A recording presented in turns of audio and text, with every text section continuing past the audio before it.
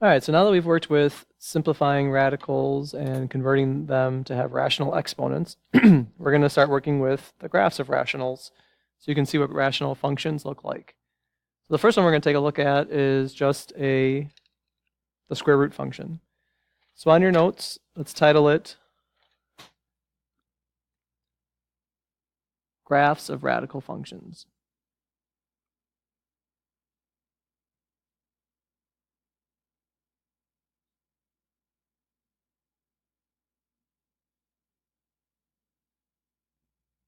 And then you make sure to put in today's date.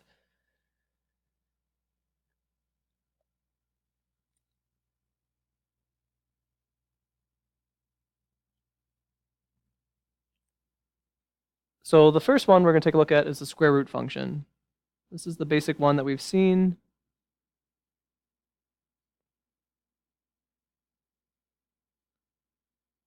And the parent function for a square root function is f of x equals the square root of x.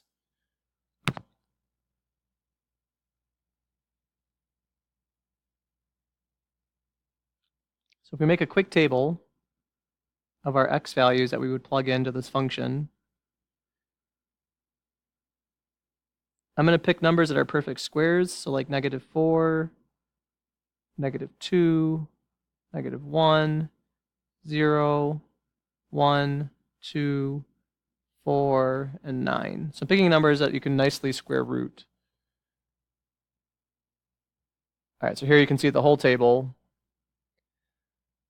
So if I was going to plug these numbers in for x, the square root of -4, well, remember, unless we're dealing with imaginary numbers, you can't square root a negative number. So if I type that into the calculator, it would tell you error. So for this one, we're going to use that with our graph because it's going to help create the shape of the graph. So anything that has a negative, I can automatically just write error for the square root function. You can't square root the negatives unless you're dealing with imaginary numbers, and we're not going to do that for this type of lesson. So now I'm just going to look at square rooting these values. So the square root of 0 is 0. The square root of 1 is 1. The square root of 2 is actually going to be a decimal, so we'll just skip that one for right now. You can cross that one out. Square root of 4 is 2. And the square root of 9 is 3.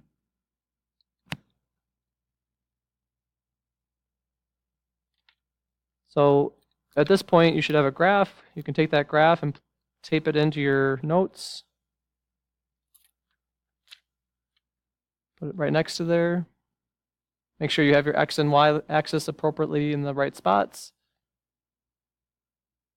And we'll just plot those points that we see. So the first coordinate is 0, 0. Then we have 1, 1, 4, 2, and 9, 3. That's the shape of the quadratic function.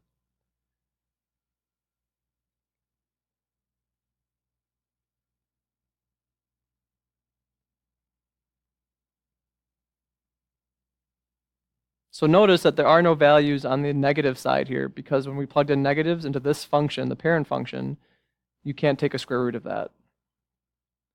Remember, you could just do all this on your calculator. If you hit y equals, clear out what's in the screen, and just type in the function,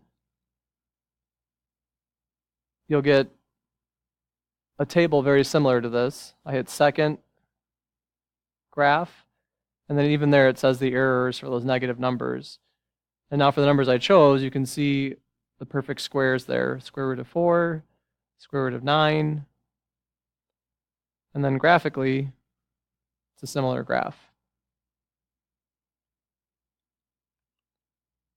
So for a square root function, there really isn't a vertex. We just call this the ending point. So that's a point that's going to kind of move or transform if you were transforming the equation. With square root functions, we can also do domain and range. So remember, domain is our x values, and range is our y values.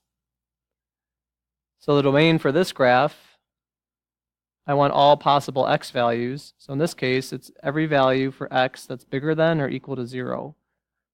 So everything that's bigger than or equal to 0 is on the domain.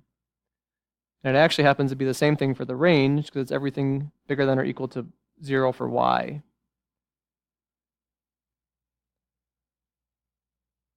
And that's the graph of a square root function.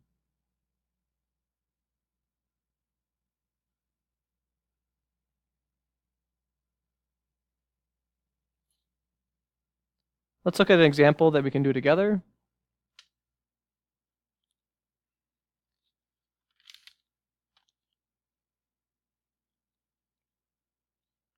So we saw the parent function. Let's see what happens when we make a little change to it. This will be example 2.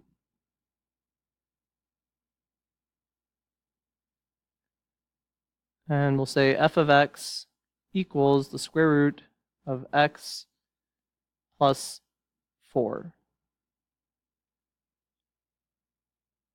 So again, we'll fill out a table of values.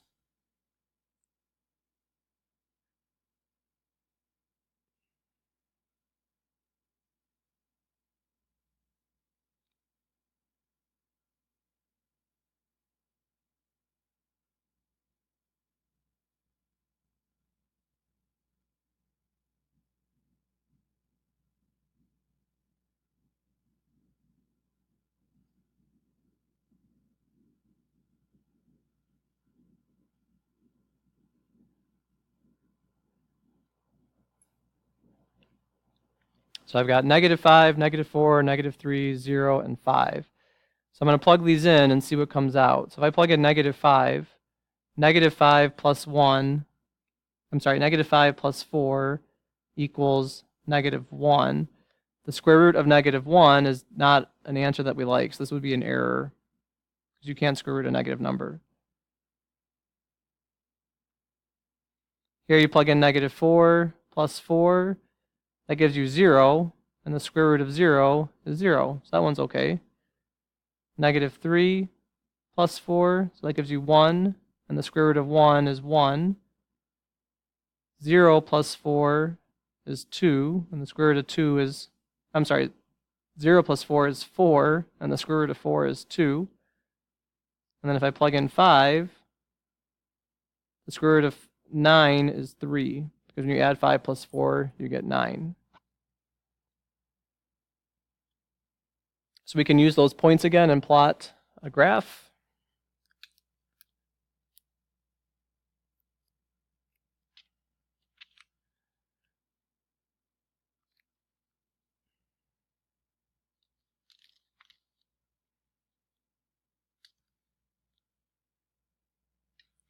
All right, so I can't go past -4, so I start at -4. Then I go to -3, 1, 0, 2, and 5, 3.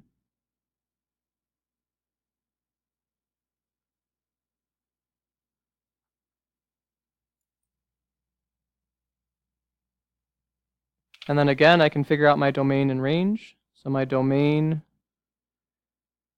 I'm just looking at the x values, and this time it's all the x values that are bigger than -4.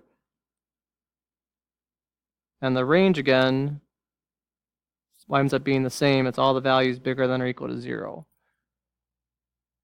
And that's the graph for a square root function. Remember, you can do all this on your calculator.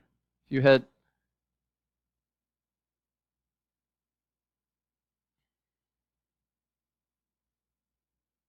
y equals, clear out what's in there. Here we're doing the second x squared x plus 4. Hit second graph, and I can get a table. So when I did -5, that was where I got the error. -4 gave me 0, -3 gave me 1, 0, 2, and then 5, 3. And then graphically, you can also see the same graph that we drew, and then identify the domain and range from there.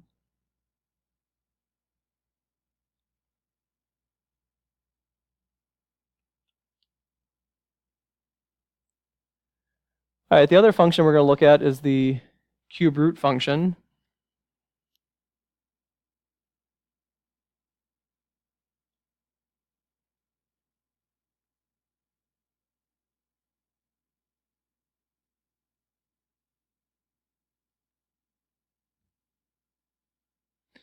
And remember, the parent function for cube root is f of x equals the cube root of x.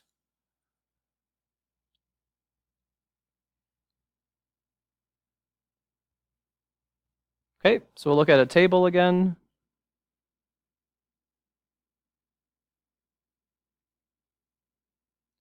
We'll look at -8 as an input, -1, 0, 1, and 8.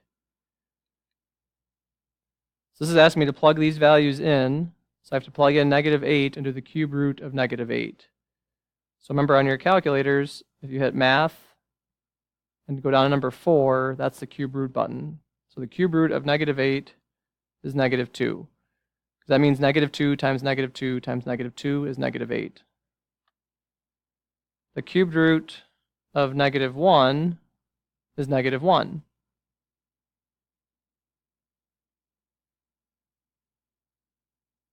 Math, number 4, cubed root of 0 is 0. I'm just going to get the other answers as well. Cubed root of 1 is 1. And the cubed root of 8 is 2. So that's 0, 1, and 2. So I can plot these points as well onto my graph.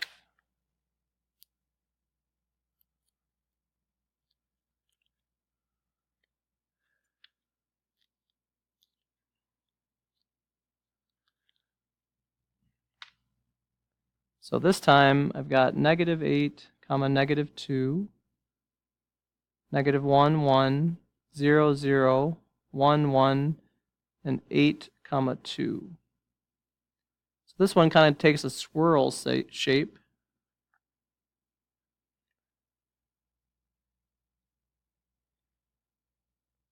And this one we can compare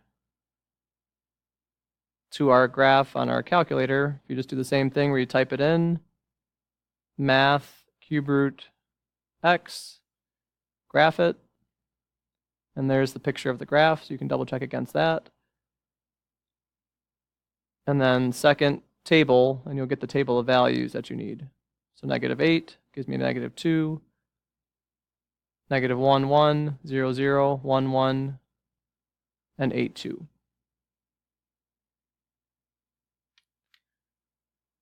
For this graph, the domain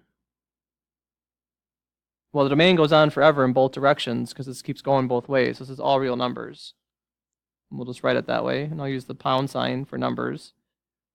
And then the range actually winds up being the same thing too for your y values. It's all real numbers because it goes on forever in both directions.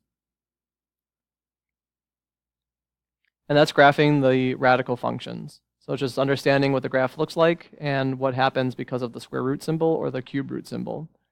So you should be able to do some graphing now using your calculator or even by hand.